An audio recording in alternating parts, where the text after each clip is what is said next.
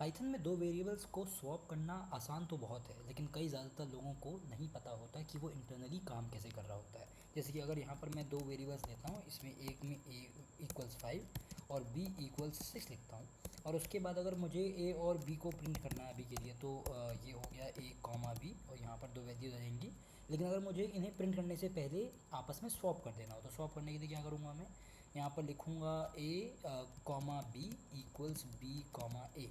अब कई लोगों को लगता है कि ये जो a की वैल्यू है ये b में चली जाती है, और जो b की वैल्यू है ये a में चली जाती है, या फिर उल्टा भी, जैसे कि या फिर ये b की वैल्यू ये a में चली जाती है, a की वैल्यू b में चली जाती है। एक्चुअली में ऐसा नहीं हो रहा होता, क्योंकि मतलब इसके इंटरनली जो ये काम कर रहा होता है वो काम कर रहा होता है टपल अनपैकिंग की वजह से।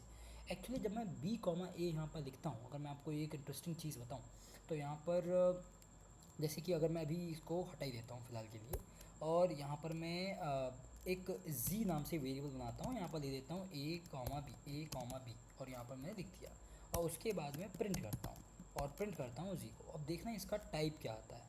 प्रिंट इसका मतलब टाइप, अगर मैं प्रिंट करने की कोशिश करता हूँ तो इसका टाइप क्या आता है, लेट्स सी। इसका जो टाइप आएगा पाइथन hello.py, अगर मैं कोड रन करता हूँ तो टाइप आ रहा है इसका टपल। इसका मतलब ये टपल है एक्चुअली में, और ये टपल है इसी वजह से जब मैं a, b के बगल में b, a लिख देता हूँ, तो ये जो टपल है ये टपल अनपैक हो जाता है, और अनपैक होने के बाद a की वैल्यू जो होती है वो b को चली जाती है, और जो b की वैल्यू है वो a को चली जाती है। अगर कल जाकर के आपने एक और वेरिएबल लिख दिया, तो आप देखना b, a, z अगर मैंने लिख दिया और फिर मैंने कोड को रन किया यहाँ पर